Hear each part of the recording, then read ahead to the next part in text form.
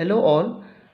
In last video of kinetics, we will study kinetics of complex reaction. तो पहले elementary reaction क्या होती है? Chemical reaction which completed in one step. ठीक है. और ऐसी रिएक्शन बहुत ही कम होती हैं. There are very few chemical reaction which complete in one step.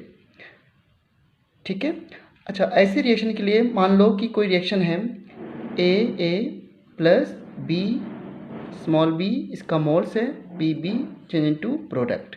तो ऐसी रिएक्शन के लिए जो मॉलिक्युलरिटी होती है, मॉलिक्युलरिटी ये होती है equal to A plus B, यानी कि sum of coefficient of reactants. ठीक है ना. तो रिएक्टेंट ए के स्मॉल ए मोल्स हैं, रिएक्टेंट बी के स्मॉल बी मोल्स हैं. तो इनकी मॉलिक्युलरिटी जो होती है वो ए प्लस बी होती है. और इनका ऑर्डर भी इन जनरल जो इनका कोफिशिएंट जो होता है वो उनकी पावर में आ जाता है और पावर का सम हो जाता है. बट यू नो दैट कि molecularity is a theoretical value and order of reaction is experimental value. तो ऑर्डर जो है एक्सपेरिमेंट से बताया जाता है. ठीक है ना. And molecularity may be 1 2 3 molecularity, higher molecularity rare होती हैं. नेक्स्ट कॉम्प्लेक्स रिएक्शन जो कि हमें स्टडी करना है. सो कॉम्प्लेक्स रिएक्शन क्या होती हैं? Which have more than one elementary steps. Chemical reaction जिसमें एक से ज़्यादा एलिमेंट्री स्टेप्स होते हैं, मोर देन वन स्टेप्स होते हैं, वो कॉम्प्लेक्स रिएक्शन होती हैं. और most of the chemical reaction जो है वो कॉम्प्लेक्स ही होती हैं. और इसलिए इनकी काइनेटिक्स और इनका रेट लॉ निकालना भी कॉम्प्लेक्स होता है. ठीक है ना. अब इसको हम एक एग्जाम्पल के थ्रू समझते हैं. जैसे कि एग्जाम्पल 1 में ले रहा हूँ. ठीक है. कोई रिएक्शन है ए प्लस बी से प्रोडक्ट. ये केमिकल रिएक्शन है. ठीक है. And this reaction completed in 2 steps. ठीक है. स्टेप वन क्या है इसमें कि पहले जो ए है वो बी से रिएक्ट करके एक एक्टिवेटेड कॉम्प्लेक्स बना रहा है ए बी. ठीक है. एंड देन ये स्टेप टू में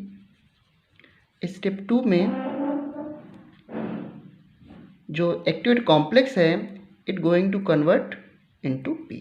तो अगर इसको आप ऐड करें तो हमारी सेम रिएक्शन आ जाएगी A plus B change into P, क्योंकि ए बी जो ए बी स्टार है इसका नाम एक्टिवेटेड कॉम्प्लेक्स या ट्रांजिशन स्टेट बोल सकते हो, ये कैंसिल हो जाएगा और ये रिएक्शन आ जाएगी. ठीक है. तो this chemical reaction has 2 elementary steps. So this is the complex reaction. ठीक है. बेसिकली हम ये भी कह सकते हैं कि we are studying mechanism of reaction. And mechanism of reaction, if mechanism of reaction is given, then how to determine rate law. ठीक है. अच्छा, एक बात और ध्यान रखना है. Molecularity for complex reaction, molecularity for complex reaction is not defined. मतलब कि कोई मीनिंग नहीं है. नॉट डिफाइंड बोलो या हैज़ नो मीनिंग, कोई मीनिंग नहीं है. अगर आप तब भी आपसे पूछे कि मॉलिक्युलरिटी क्या है तो आपके पास 2 ऑप्शन है. या तो ओवरऑल रिएक्शन को जोड़ करके बताओ मॉलिक्युलरिटी, या फिर जो सभी स्टेप में जो स्लोवेस्ट स्टेप हो उससे भी बता सकते हैं मॉलिक्युलरिटी. डिपेंड अपॉन द सिचुएशन कैसी है, क्वेश्चंस कैसा है. ठीक है ना. बट जनरली इसके लिए मॉलिक्युलरिटी नहीं पूछते हैं. Molecularity is not defined for complex reaction. ठीक है. अब इसमें क्वेश्चन कैसे आते हैं वो अभी मैं बताता हूँ आपको. ये क्वेश्चन मैं ले रहा हूँ. अच्छा, एक बात और, जो ऑर्डर है, ऑर्डर ऑफ कॉम्प्लेक्स रिएक्शन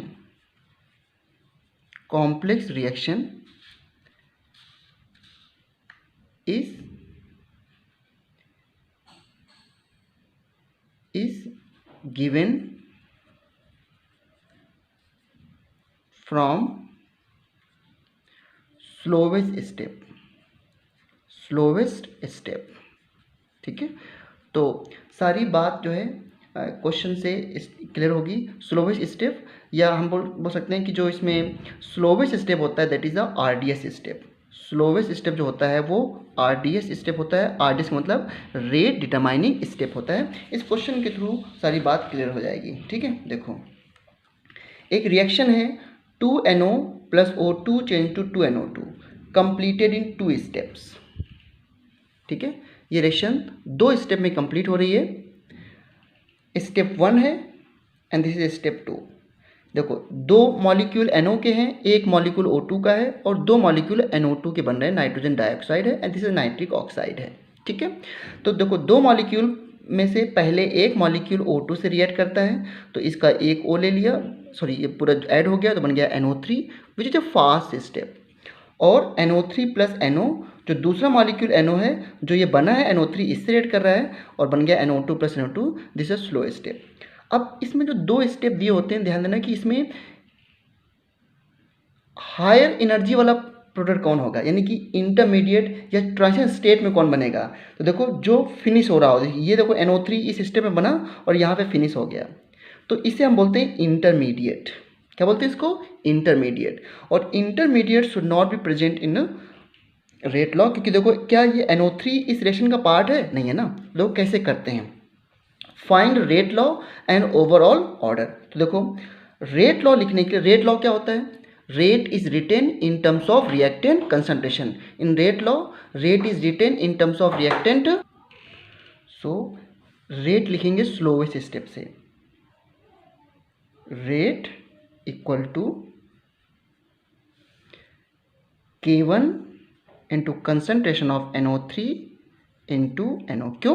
क्योंकि हम ये सारे एलिमेंट्री स्टेप्स हैं और एलिमेंट्री स्टेप में जनरली जो कोफिशिएंट होता है वही पावर में होता है। ठीक है, अब देखो but this is not A final rate law. Why? Because इसमें इंटरमीडिएट प्रेजेंट है जो कि इस रिएक्शन का पार्ट नहीं था, तो we have to eliminate this intermediate.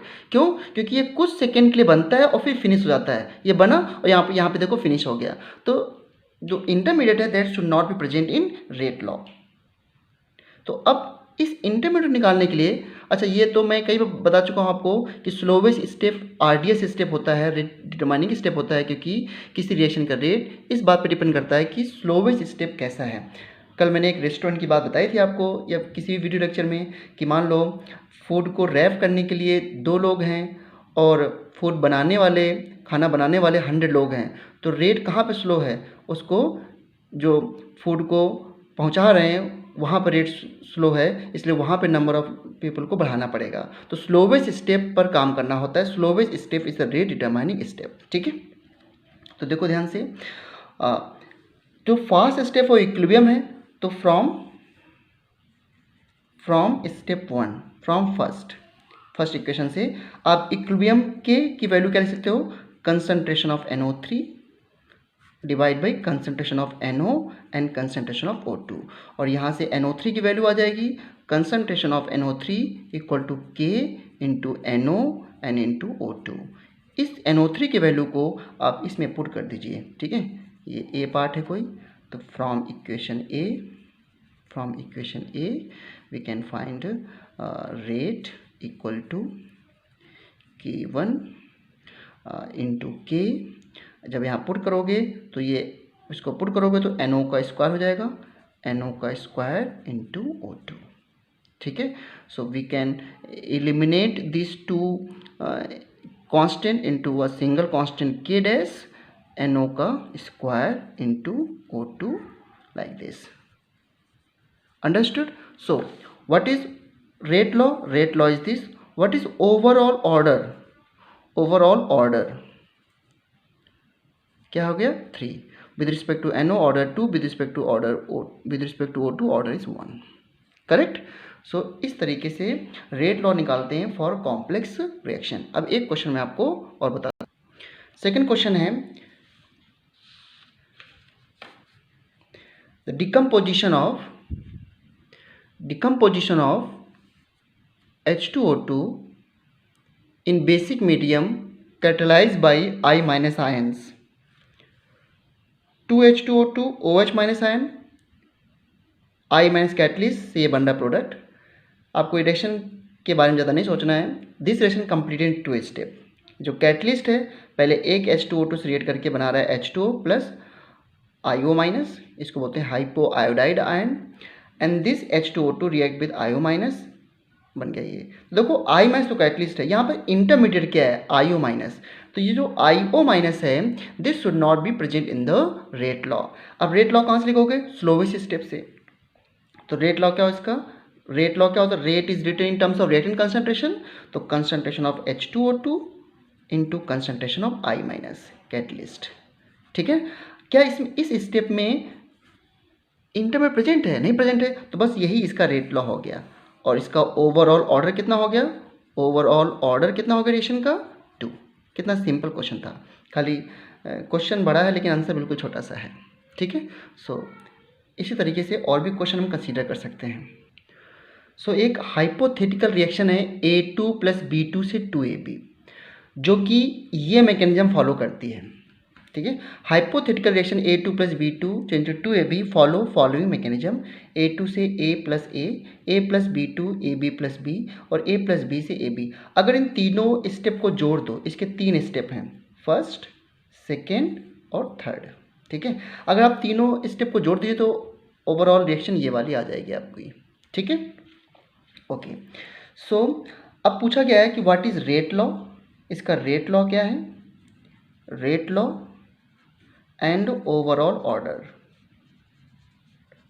और इसका ओवरऑल ऑर्डर क्या है, what is rate law and overall order of this reaction.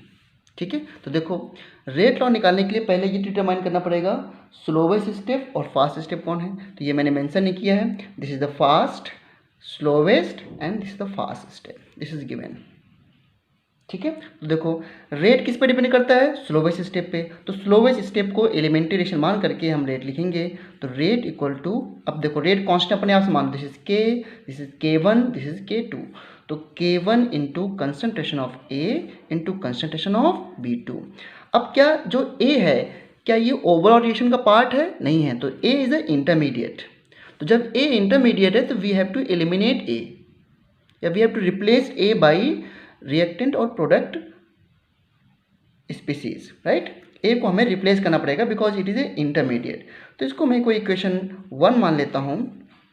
Now ए की वैल्यू निकालने के लिए हम पहले इक्वेशन की हेल्प लेते हैं फ्रॉम फर्स्ट। ठीक है, so from first this is equilibrium, तो के की वैल्यू क्या आ जाएगी, ए प्लस ए, यानी कि ए का स्क्वायर डिवाइड बाई इक्विलिब्रियम लिखना आता है ना आप लोगों को, A2। ठीक है, तो यहाँ पर A की वैल्यू क्या आ जाएगी, concentration of A equal to K into concentration of A2। ठीक है, और स्क्वायर है तो इसका क्यू रूट आ जाएगा इस तरीके से, क्लियर एकदम। अब इस वैल्यू को इस इक्वेशन 1 पे पुट कर दो, यहाँ पर A के प्लेस पे। ठीक है, तो हमारा रेट क्या आ गया, रेट इक्वल टू K1 और रूट K हो गया, और जब यहाँ पर हो जाएगा A के प्लेस में क्या होगा, रूट, इसको मैं समझता हूँ A2 into concentration of B2। ठीक है, इसको न्यू कांस्टेंट रिप्लेस कर दिया, इट इज K डैश, तो आ जाएगा आपको A2 की पावर हाफ और B2, तो इसका ओवरऑल ऑर्डर कितना आ गया, overall order equal to 1 plus half, यानी कि 1.5 इसका ऑर्डर आ गया। इस तरीके के क्वेश्चन आ सकते हैं। ठीक है, understood. Okay, now we will study some important complex reaction. So some important complex reaction में सबसे पहले हम पढ़ते हैं number 1 parallel reaction. Parallel reaction, parallel reaction.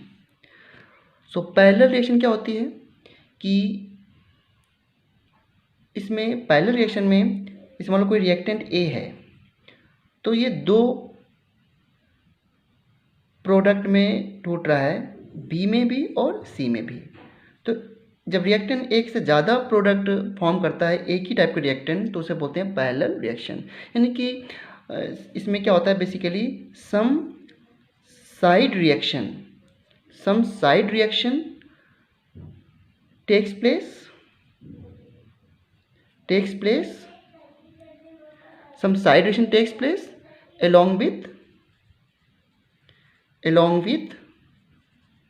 main product। ठीक है, along with मेन प्रोडक्ट। ठीक है, कुछ साइड रिएक्शन भी होती हैं along with मेन प्रोडक्ट, जैसे कि मान लो इस रिएक्शन में B हमारा 90% बन रहा है और C हमारा 10% बन रहा है। ये आपको गिवन होगा, और नहीं गिवन है तो आप कुछ भी कंसीडर कर सकते हैं। Is the parallel reaction. So how to write, इस पैरेलल रिएक्शन से आपको क्या इन्फॉर्मेशन और कितना हमको पढ़ना है, बस मैं उतना बताऊंगा जितना आपके सिलेबस में होगा। तो देखो, इस रिएक्शन का रेट मैं मान लेता हूँ रेट कांस्टेंट K1 और इसका रेट कांस्टेंट मान लेता हूँ मैं K2। ठीक है, देखो तो how to write rate of formation of B, ये कैसे लिखते हैं, बहुत ध्यान समझना। So rate of formation of B, जब रेट लिखते हो rate of formation of B, this is one elementary step, this is one elementary step. तो रेट में हमेशा क्या होता है, रिएक्टेंट की कंसंट्रेशन। तो बी का फॉर्मेशन किस पे डिपेंड कर रहा है, ए पे, तो फॉर्मेशन लिखना है तो K1 into concentration of A, equation number 1। अगर मुझे रेट ऑफ फॉर्मेशन ऑफ सी लिखना हो तो सी भी किससे फॉर्म हो रहा है, ए से, this is kind of rate law ना, तो K2 into concentration of A, equation number 2। लेकिन अगर आप मुझे इसमें रेट ऑफ डिसअपेरेंस लिखना हो तो माइनस DA बाई DT, इसका रेट लॉ लिखना हो ए के रिस्पेक्ट में तो माइनस DA बाई DT, और ये दो पार्ट में, दो प्रोडक्ट में डिकम्पोज हो रहा है बी और सी में, तो इसके लिए रेट कांस्टेंट K1 है, इसके लिए K2 है, तो ओवरऑल रेट कांस्टेंट क्या लिखोगे इसका, K1 प्लस K2। और आपको पता है कि रेट लॉ में हमेशा रिएक्टेंट होता है, तो ए के डिकम्पोजिशन में रिएक्टेंट क्या लिखोगे, concentration of A. This is equation 3। ये 3 इक्वेशन बन गई। अब इसमें रिजल्ट क्या आपको नोट करके रखना है, वो बहुत इंपॉर्टेंट है। इसमें जो रिजल्ट आता है, अच्छा मैं इसको K डैश मान लेता हूँ थोड़ी देर के लिए, तो minus D concentration of A upon DT equal to K dash into concentration of A, where K dash equal to K1 plus K2। ये सारे जो रिएक्शन है वो फर्स्ट ऑर्डर मान के चलो इसको, फर्स्ट ऑर्डर रिएक्शन। ठीक है, अब देखो ये तो बिल्कुल वैसे ही फॉर्मेट है जैसे कि फर्स्ट ऑर्डर में होता था। बिल्कुल ऐसी इक्वेशन के लिए, ये टाइम t पर a होता है, ऐसी इक्वेशन के लिए a एट टाइम t पर वैल्यू क्या आती थी, तो इसका इंटीग्रेशन करना पड़ेगा। इसका इंटीग्रेशन करोगे तो a एट टाइम t आएगा। a एट टाइम t हमने इसको सॉल्व किया है, concentration of a at time 0 e की पावर माइनस AT। क्यों, क्योंकि फर्स्ट ऑर्डर का डिकम्पोजिशन जो है वो रेडियो जो है वो एक्सपोनेंशियल होता है। तो directly we can write this equation from this, क्योंकि फर्स्ट ऑर्डर के लिए हम इसको ऐसे लिखते हैं। अब देखो ये आप क्या कर सकते हो, ये टाइम t पर यहाँ पुट करके इसकी वैल्यू आप इसको फिर से इंटीग्रेट करो तो यू कैन फाइंड b, फिर टाइम t पर इसकी वैल्यू यहाँ पे पुट करो, ये AT की वैल्यू, और यहाँ पे c के रिस्पेक्ट में इंटीग्रेट करो, c की वैल्यू निकालो। इतना नहीं आएगा तो यहाँ पर रिजल्ट एक आपको क्या याद रखना है, रिजल्ट वो ये है कि ये जिस पे डिकम्पोज हो रहा है उनकी कंसंट्रेशन का रेशियो, यानी concentration of B upon concentration C का रेशियो जो होता है वो रेट कांस्टेंट का रेशियो होता है, K1 upon K2। This is a very important result of parallel reaction, concentration of B upon C equal to K1 upon K2। ठीक है, अगर ये पूछ ले इसमें कि परसेंटेज ऑफ बी कितना होगा इस रिएक्शन में, तो परसेंटेज ऑफ बी की कंसंट्रेशन निकालने के लिए देखो बी के करस्पॉन्डिंग रेट कांस्टेंट क्या है, K1, यानी कि बी का रेट K1 पर डिपेंड कर रहा है, तो आप लिखोगे K1 upon K1 plus K2 into 100, ये बी की परसेंटेज आ जाएगी। और अगर सी का कंसंट्रेशन का परसेंटेज पूछे तो सी की करस्पॉन्डिंग रेट कांस्टेंट क्या है, K2, तो you will write K2 divide by K1 plus K2 into 100। इस तरीके से आप सॉल्व कर सकते हो क्वेश्चन को। This is kind of first order reaction. अब सॉरी कॉम्प्लेक्स पैरेलल रिएक्शन, इसमें और भी बहुत कुछ है, और भी बहुत कुछ कैसे, जैसे कि एक क्वेश्चन मैं आपको और बताता हूँ, ऑल्दो इतने रिक्वायरमेंट नहीं है, लेकिन ये क्वेश्चन एक बार जेईई में आया था कि जब ए से बी बनता है और ए से सी बनता है, ठीक है, ए से बी बन रहा है और ए से सी बन रहा है, इसका रेट कांस्टेंट K1 है, तो इसके करस्पॉन्डिंग एक्टिव एनर्जी E1 है। इस स्टेप का रेट कांस्टेंट K2 है, करस्पॉन्डिंग एक्टिव एनर्जी E2 है। ठीक है, और ओवरऑल रेट कांस्टेंट कितना था ए का, K डैश, जिसकी वैल्यू क्या थी K1 plus K2, K dash की करस्पॉन्डिंग एक्टिव एनर्जी क्या है, E डैश। तो पूछा गया था E डैश की वैल्यू क्या होगी, तो E डैश की वैल्यू E1 प्लस E2 नहीं लिखोगे। अब ध्यान देना जरा, अगर मैं K1 लिखूँ तो K1 equal to A E की power minus E1 by RT। अगर मैं K2 लिखूँ तो क्या लिखूंगा, ए ई की power minus E two by R T. Understood. और मैं अगर के डैश लिखूं तो ये आएगा ए ई की power minus E dash by R T. ठीक है। और पूछा था कि ई डैश की वैल्यू ई1 और ई2 के टर्म्स में कैसे आएगी, तो इसको करने का तरीका बताता हूँ। मैं तो रिजल्ट लिखूंगा लेकिन बहुत इंटरेस्टिंग रिजल्ट है इसका। तो देखो, we know K dash equal to k1 plus k2। अब क्या कीजिए, इसको टेम्परेचर के रिस्पेक्ट में डिफ्रेंशिएट कर दीजिए। तो d by D T K dash equal to d by D T k1 plus d by D T k2। और फिर क्या कीजिए, जो k डैश की वैल्यू है उसको पुट कीजिए और k1 की वैल्यू पुट कीजिए और इसको कर निकालिए आंसर। तो यहाँ से जो रिजल्ट आएगा, अगर नहीं आता तो मुझसे पूछ लीजिएगा, इसका रिजल्ट जो आएगा वो E dash equal to k1 e1 plus k2 e2 divide by k1 plus k2। ये एक बार क्वेश्चन जे एडवांस में आया था, लेकिन अब इसको प्रूव करने के लिए आया था बहुत पहले जब सब्जेक्टिव एग्जाम हुआ करता था। ठीक है, ये इसका रिजल्ट है। बट सबसे इंपॉर्टेंट रिजल्ट इसका यही है जो मैंने आपको बताया था कि जो प्रोडक्ट बन रहे हैं, प्रोडक्ट की कंसंट्रेशन का जो रेशियो होगा वो रेट कांस्टेंट का रेशियो होगा। ठीक है। और एक चीज़ और भी, इसका ग्राफ कैसे बनाओगे, तो देखो कितना अच्छा ग्राफ बनता है इसका।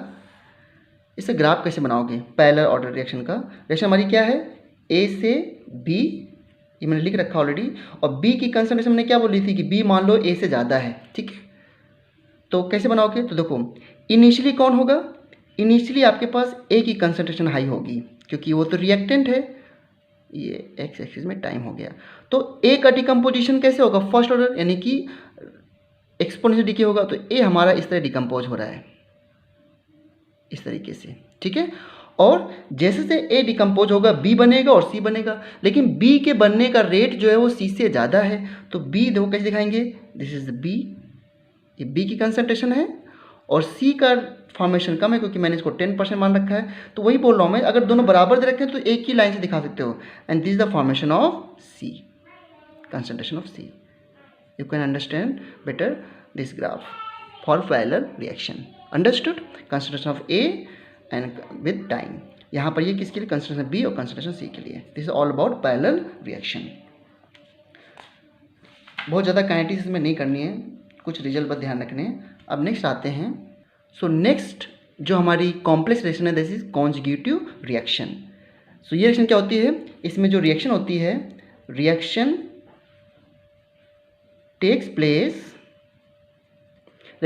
Place in series of steps.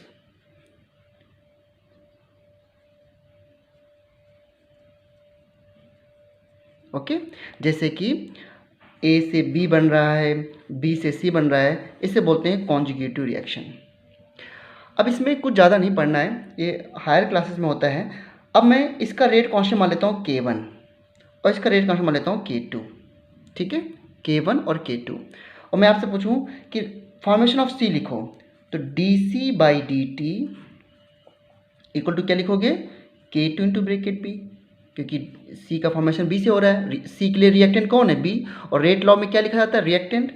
इसके बाद मैं बोलूँ कि B लिखो जरा। अब B बहुत इंटरेस्टिंग है, B का फॉर्मेशन लिख रहा हूँ, देखो B फॉर्मेशन। तो B का फॉर्मेशन किसने हो रहा है, A से, तो B के लिए रिएक्टेंट A है, तो बन गया K1 into concentration of A।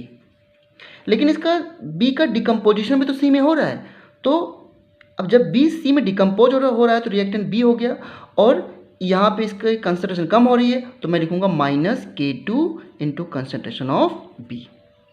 Equation 1 equation 2। ठीक है, ये B का डिकम्पोजिशन इस तरह लिखेंगे। अगर B का मैं फॉर्मेशन लिख रहा हूँ तो जिससे वो फॉर्म हो रहा है उसको पॉजिटिव, और जहाँ पे डिकम्पोज हो रहा है उसको निगेटिव। और अगर मैं सिर्फ A लिखूँ तो A को लिखेंगे minus DA by D T equal to K1 into concentration of A। और A के लिए क्या है आपको पता है कि इसमें A की वैल्यू टाइम t पर अगर निकालना हो तो फिर से वही A0 e की पावर माइनस KT। अब देखो और ज़्यादा इसमें कुछ नहीं पूछेंगे आपसे, इसमें ग्राफ कैसे बनेगा जरा उसको देख लो। इनिशियली कौन हाई होगा, concentration of A, concentration of A will be high initially, और इसको हमने टाइम के साथ प्लॉट किया है। तो देखो A का डिकम्पोजिशन तो इस तरह ही होगा, इस तरीके से, एंड जो B है वो बनेगा, बी बन रहा है, देखो तो ये बी बना आपका, और जैसे बी बनेगा उसे सी का फॉर्मेशन भी स्टार्ट हो जाएगा। तो बी बनने के बाद बी की वैल्यू क्या हो रही है, धीरे धीरे फिर कम होगी, मानते हो इस बात को, बी कम होगा और फिर सी ऐसे आपका बनता जाएगा। अब सी की कंसंट्रेशन, सी का रेट कैसा है, वो K2 K1 कैसे हैं, तो सी के फॉर्मेशन में से ऊपर से ले जाऊं या नीचे से ले जाऊं, डिपेंड करता है कि K2 और K1 की वैल्यू क्या है। तो this is the formation of C, ठीक है, इस तरीके से। क्योंकि बी देखो पहले बनेगा फिर बी बाद में कम हो जाएगा, पहले बी का फॉर्मेशन फास्ट होगा और फिर कम हो जाएगा क्योंकि बी कन्वर्ट इनटू सी। तो इस तरीके से ग्राफ इसका आएगा। This is for concentration B and this is concentration C. Clear एकदम। और कॉम्प्लेक्स रिएक्शन में जो तीसरा एग्जाम्पल आता है, रिवर्सिबल रिएक्शन।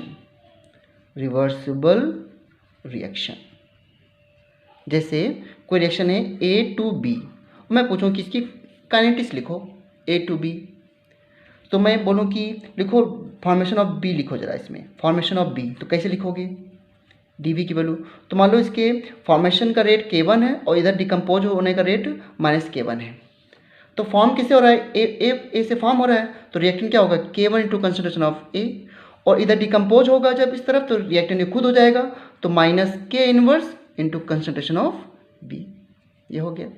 और मैं कहूँ कि DA का फॉर्मेशन लिखो या DA का डिसअप, मैं बोल रहा हूँ कि DA का डिसअपेरेंस लिखो। अब जरा ध्यान देना, DA का मैं डिसअपेरेंस बोल रहा हूँ, तो यहाँ पर एक बात ध्यान देना, जब मैं किसी के फॉर्मेशन का रेट लिखता हूँ तो जहाँ पे वो फॉर्म होगा उसको पॉजिटिव, और जब वो डिकम्पोज होगा तो नेगेटिव। और जब मैं डिसअपेरेंस लिखूंगा तो जहाँ पे वो डिसअपेरेंस होगा उसको पॉजिटिव लिखना है, और जहाँ पे अपीयरेंस होगा वो नेगेटिव लिखना है। तो देखो डिसअपेरेंस लिख रहा हूँ ए का, तो इस तरफ डिसअपेरेंस हो रहा है, तो K1 into concentration of A, क्योंकि मैं डिसअपेरेंस लिख रहा हूँ तो ए का डिसअपेरेंस जहाँ जहाँ होगा उसको पॉजिटिव लिखना है।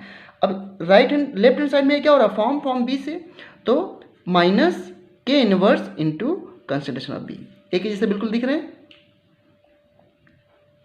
करेक्ट। अब इसको एक बहुत अच्छे क्वेश्चन से मैं आपको बताता हूँ, और क्वेश्चन ये है, ये देखो ये क्वेश्चन आ चुका है एग्जाम में। In the reversible reaction 2NO2 K1 upon K2 N2O4 find rate of disappearance of NO2। Rate of disappearance of NO2 बताना है इसको, ठीक है। तो rate of disappearance of NO2 बताने के लिए पहले आप इसका एक बार रेट लॉ लिख लो।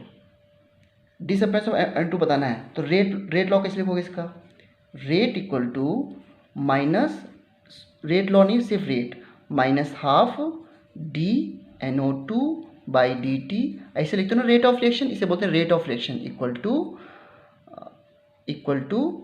1/, ये तो 1 ही है, 1/1 dN2O4/dt, ऐसे लिखते हैं इसका रेट लॉ, ठीक है। चलो अब हमें rate of disappearance of NO2 लिखना है, तो rate of disappearance of NO2 लिखने के लिए मैं लिखूंगा -12 dNO2/dt। अब देखो ये फॉरवर्ड में डिसअपेयर हो रहा ना, तो फॉरवर्ड में जब डिसअपेयर हो रहा है तो डिसअपेरेंस का रेट जब लिखेंगे तो उसको पॉजिटिव लिखेंगे। तो देखो कैसे,